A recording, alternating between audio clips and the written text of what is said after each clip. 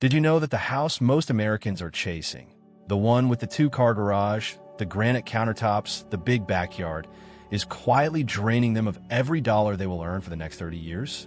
And what if I showed you the math? Real 2026 numbers. That proves a $30,000 tiny home can put you so far ahead financially over 10 years that there's simply no comparison. Because here's the thing nobody tells you when you sign that mortgage paperwork. You are not buying a $400,000 home. You are buying an $800,000 home. You just do not know it yet. Stay with me all the way to the end of this video, because in the last segment, I'm going to show you the one number that changes everything. The number most financial advisors never put on paper. And once you see it, you cannot unsee it. Before we dive into the numbers, if you're new here, hit that subscribe button and ring the bell. This channel is all about honest, data-backed information on affordable housing. No fluff, no sponsor pitches, just the real math. Now, let's get into it. Right now, in June 2026, the national average 30-year fixed mortgage rate sits at 6.45%, according to Bankrate, on a $400,000 home, which is not even a large home in most American cities anymore. That produces a monthly payment between $2,800 and $3,700 once you factor in property taxes, homeowner's insurance, and PMI if your down payment is under 20%. To afford that payment by conventional lending standards, you need a household income of somewhere between $120,000 and $160,000 a year. That is before retirement contributions, car payments, groceries, healthcare, or childcare. Here is what the bank does not print in big letters on the front of your loan documents. Over the full 30-year life of that mortgage, at today's rates, you will pay somewhere between $490,000 and $560,000 in interest alone on a $400,000 home. The total you hand over to the lender is pushing $900,000 when you add it all up. That is the trap, and millions of Americans are walking straight into it every year because it is what we are told to do. Rent is throwing money away. Buy as many houses as you can. Build equity. But what if there's another path? What does math actually look like if you take a completely different approach? Let's talk about the $30,000 tiny home. Is it real? Yes, with some important context. In 2026, a DIY build using quality kit materials will run you between $20,000 and $50,000 in materials, depending on your finish level, according to current market data. A prefab kit home, move-in ready with basic framing and exterior materials, lands in that same $30,000 to $50,000 range for a standard 200 to 300 square foot unit. The national average for a move-in ready tiny home right now sits around $45,000 to $52,000 according to current pricing data. So $30,000 is achievable, particularly if you are willing to contribute your own labor and keep the footprint tight. It is the entry-level floor of a real, livable home, not a fantasy. Now here is where people get tripped up. A $30,000 tiny home is not your only cost. You need to be honest about the full picture if you want the math to actually hold up. You need land. Rural land in many parts of the country runs $5,000 to $18,000 per acre on average. Let us budget $15,000 for a modest quarter acre in a rural or semi-rural area. If you lease instead of buy, community lots in rural areas run $300 to $600 per month. We will use the purchase model for our calculation. Utility hookups for water, electric, and sewer on a permanent foundation run $5,000 to $15,000 upfront. Off-grid solar systems capable of powering a tiny home cost $10,000 to $30,000 installed. We will budget $12,000 for a mid-range grid hookup or basic off-grid setup. Permits and site prep, land clearing, grading, foundation work, at another $3,000 to $8,000 in most rural areas. Budget $5,000. So here is our honest, all-in cost for the $30,000 tiny home scenario. Tiny home total, honest all-in cost at move-in. Tiny home build or kit, $30,000. Land purchase, $15,000. Utilities and hookups, $12,000. Site prep and permits, $5,000. Furnishings and finishing, $5,000. Total upfront, $67,000. Now you might say, that is not $30,000. And you are right. But here is the critical point. It is still not a mortgage.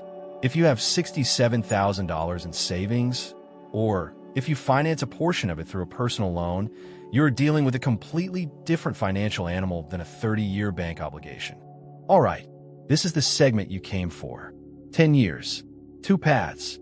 Let us run the real numbers. Path A, the $400,000 mortgage. 30-year mortgage at 6.45%, the current national average rate as of mid-2026.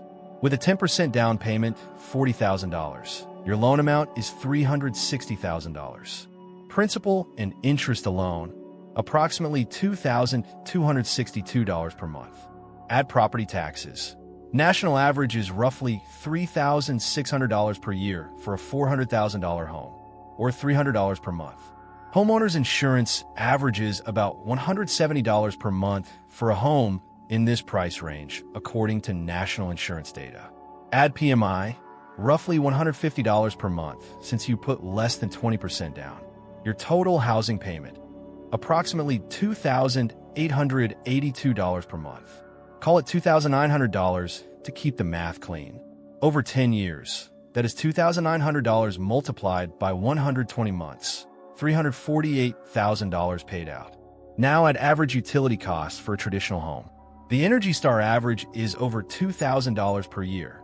Call it $170 per month. Over 10 years, $20,400.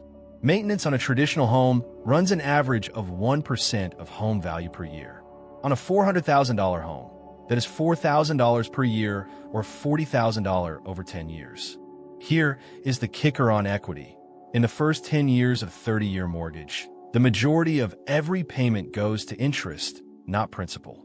On a $360,000 loan at 6.45%, after 10 years you have paid down roughly $48,000 of principal.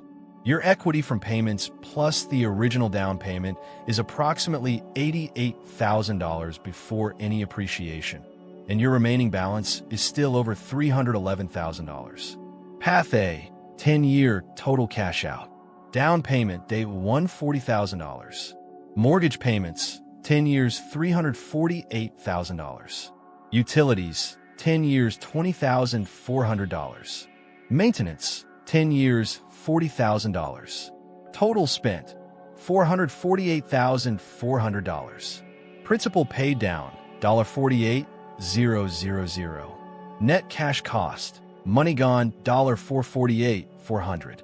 Path B, the $30,000 tiny home, all in $67,000. Let us say you paid cash outright or financed $40,000 of the $67,000 total through a personal loan at 8% over 5 years. That personal loan payment is roughly $811 per month for 5 years, then zero. Over the full 10 years, your financing cost is approximately $48,660, and after year 5, you owe nothing to anyone. Utilities in a tiny home are dramatically lower. The average tiny homeowner spends $50 to $150 per month. Let us use $100 per month as our working figure. That is being generous. Over 10 years, $12,000. Insurance on a tiny home averages $35 to $125 per month. We will use $80 per month. Over 10 years, $9,600. Maintenance on a small structure is proportionally lower. Budget $800 per year. Generous for a well-built tiny home. Over 10 years, $8,000. Property taxes on a small structure on rural land. Significantly lower than on a $400,000 suburban home. Budget $600 per year, $50 per month. Over 10 years, $6,000. Path B, 10-year total cash out. Home plus land all in, upfront $67,000. Personal loan interest, if financed, $8,660. Utilities, 10 years, $12,000. Insurance, 10 years, $9,600. Maintenance, 10 years, $8,000. Property taxes, 10 years, $6,000. Total spent, $111,260. Debt remaining after year 10, $0. Net cash cost, $111,260. The difference, $448,400 versus $111,260. Over 10 years, the tiny home path costs you $337,000 less in out-of-pocket spending. That is not $250,000. It is more than $1/3 staying in your pocket. Now here is where the conversation gets really interesting, because those monthly savings are not just money you're not spending. They are money you could be deploying.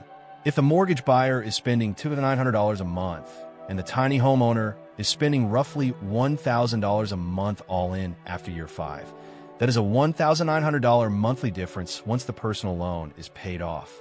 In the first 5 years, the gap is smaller, maybe $800 to $1,000 per month, but it is still significant. Let's be conservative. Say the tiny home owner invests $1,000 per month into a basic index fund, returning a historical average of 7% annually, a well-established long-term average for diversified U.S. equity index funds. After 10 years, that $1,000 per month investment grows to approximately $173,000. The mortgage holder? After 10 years, they have paid down roughly $48,000 in principal on top of their $40,000 down payment. If the home appreciated 3% per year, a $400,000 home is worth about $537,000 in 10 years. And with a remaining mortgage balance of $311,620, their actual equity is approximately $225,000. That looks better than the $173,000 in investments the tiny homeowner has built. But here's what the mortgage path does not show you. The mortgage holder still owes $311,000 on the house. They are not liquid. They cannot access that equity without refinancing or selling. The tiny homeowner has $173,000 in liquid investments, zero debt, and a fully paid-off home and land. The flexibility that comes with that position is worth something that cannot be captured in a spreadsheet. Now, I want to be straight with you, because that is what this channel is about. The tiny home path is not for everyone, and pretending otherwise will be dishonest. Tiny homes on wheels depreciate in value much like RVs.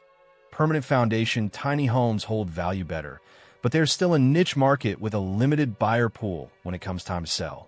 A $400,000 home in a growing suburb may significantly outperform what we modeled if appreciation runs hot.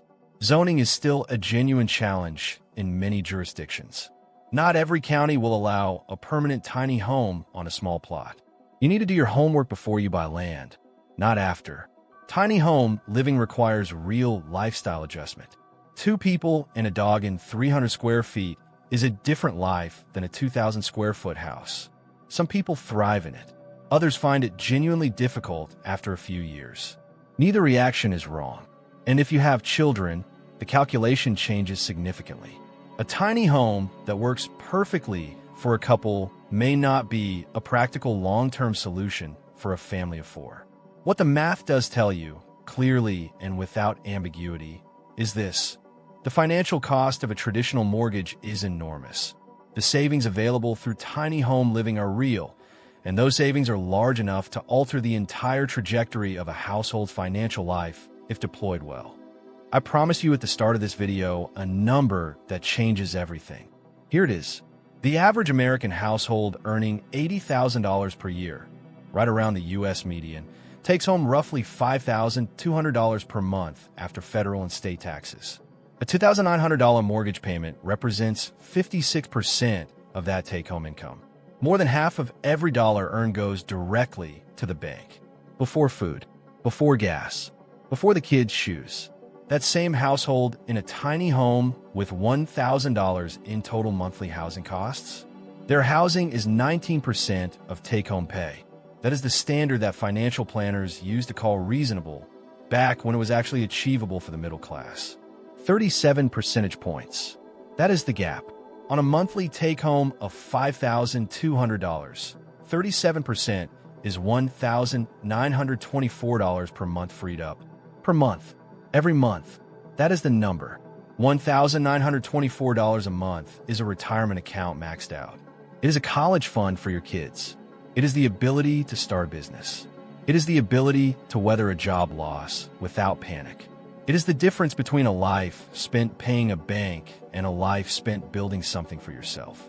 I'm not here to tell you to sell everything and move into 200 square feet by next Tuesday. What I'm saying is, run your numbers. Specifically your numbers. Because the math most people never run, the full 10-year comparison of what housing is actually costing them, is often the most clarifying thing they ever see. Tiny home living is not a sacrifice. For a growing number of people, it is a strategy, a deliberate, calculated decision to take back control of their financial life at a time when a traditional mortgage requires an income that a huge portion of Americans simply do not have.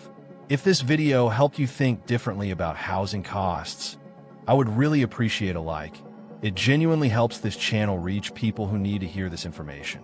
Drop a comment below and tell me, are you currently in a mortgage, renting, or considering tiny home living?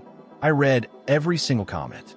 And if you want to go deeper on the build side, the actual breakdown of what a $30,000 to $50,000 tiny home build looks like step by step in 2026, that video is right up next.